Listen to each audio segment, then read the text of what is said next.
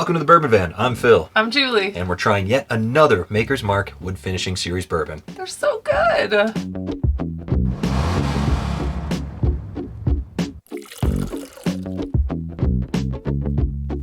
Well, it's no secret that we have enjoyed these Maker's Mark Wood Finishing bourbons.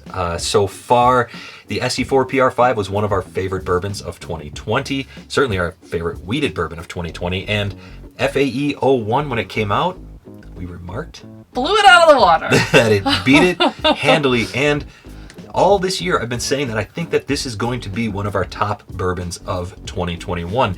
So what does Makers do? They've released another one. FAE-02, and we're going to taste this today and see if it stacks up well against that FAE-01, which has been our favorite of the series so far. So we opened this yesterday, had some initial thoughts, but we wanted to let it breathe just a little bit. We're going to try it again today to see if anything's changed. Absolutely, yeah. This bottle, 109.1 proof, so like all the other SE4 PR5, FAE-01, brings some heat to the table. And this is a bottle that when we were in Kentucky, we were not planning on stopping by Makers. We've been there a couple of times already. We had plenty of other stops on the agenda, and then FAE-02 dropped, and we had no choice but to go there. So I think we need to get to the nose here and check this thing out. So like 01, nice and oaky. Very oaky. Very wood finishy. Rich. Yeah, wood finishy as an adjective, sure. Sure. Salivating. The smell of this is unbelievable. It's so rich and inviting. The caramels, the dark brown sugars, the vanillas. You can almost smell the barrel. Yes. Oh, and what we know about the stave profile here is that for the FAE-01, they charred one side of the stave, is my understanding. For the FAE-02, the exact same profile, but they charred both sides of the stave. So we're expecting a little more intensity, kind of in every way. I'm ready. Let's get on to the tasting. Let's have a sip. Cheers. She packs a bit of a punch. Yeah. Very cherry. It is like... Tons of cherry. Like, I keep saying this barrel, but barrel fruit. Like, very cherry oaky. Cherry forward, super oaked, dark brown sugar, a nice spice there. You know, some bourbons, the spice is not all that inviting. This is a warming baking spice, little cinnamon. So well balanced, coats the tongue. Oh, there's a lot of goodness happening here. It's very, very good. It's pretty warm. It really has a beautiful, like, chocolatey oakiness to it. It is just quite lovely, and I actually like it a lot more than I did yesterday. I was thinking there's a lot more cherry here. This is a chocolate covered cherry. Wow. And it's a ton more cherry than we got off the neck yesterday.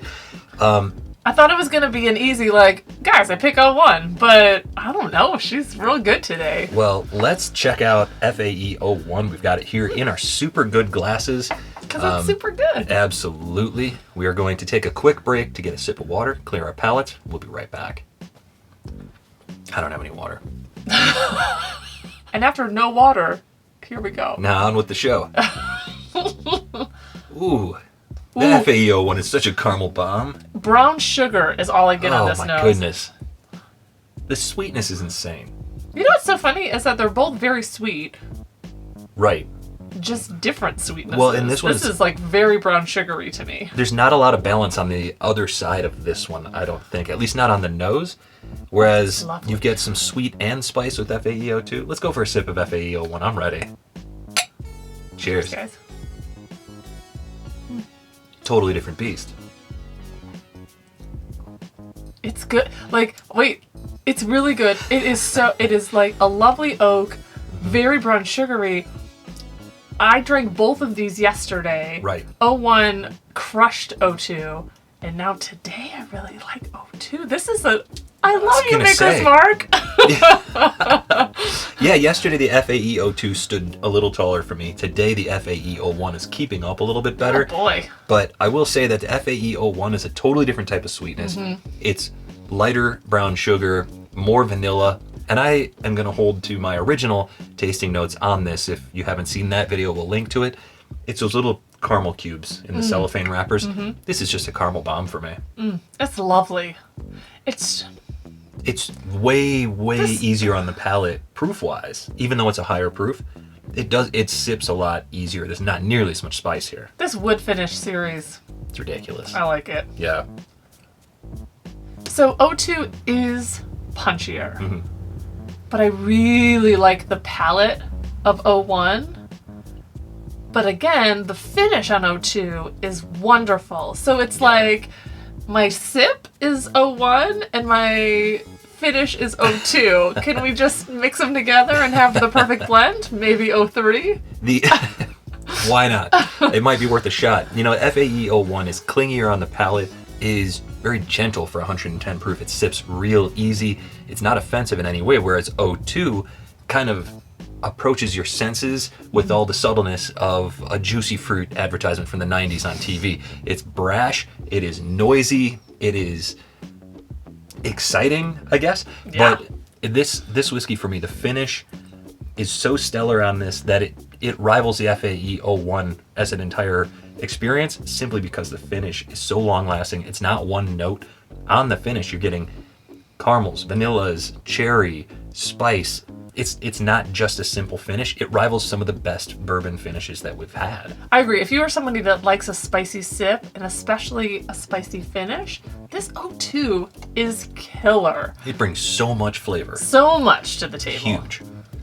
I love both of these. I'm gonna go ahead and say it. I love them both. And honestly, They're so different. it's super different. Did you finish that? No. We're approaching that time of the year where we start talking about our favorite whiskeys of the year. And I expected to take this O1 and maybe the O2 and maybe lump them in together and say, oh, they're somewhere in the top 10, pick a slot and put them in there. These are unique enough, they're different enough, and they're both good enough. They might both wind up in the top 10 list in different places. That's how much I'm enjoying both of these whiskeys. These are very fine whiskeys put together very well by Maker's Mark.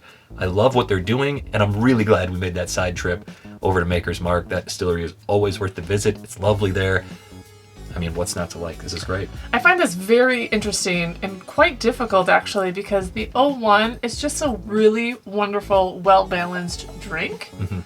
The O2, like I said, I'm not loving the actual sip of this, but that finish is to die for. Yeah. Like, I really, and it almost doesn't matter what it tastes like because that finish is just so wonderful. Yeah, and honestly, we lined up the SE4PR5, the FAE-01, and the FAE-02 last night.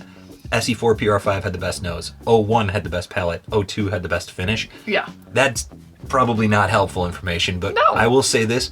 Each of them has been stellar, and each of them has been great in their own way. Yeah. So, absolutely, like you said, if you've got a sweet tooth, go for that O1. If you like a little spice, and I like that sort of darker flavor and a little more what I would consider balance, I like the O2 personally, but these are all great.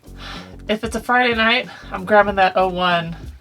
But if I had a bad day, man, that O2 will just punch you right in the face. It's a punch of spice. Well, there you have it. Let us know, have you tried the O1, have you tried the O2, and have you tried the SE4PR5?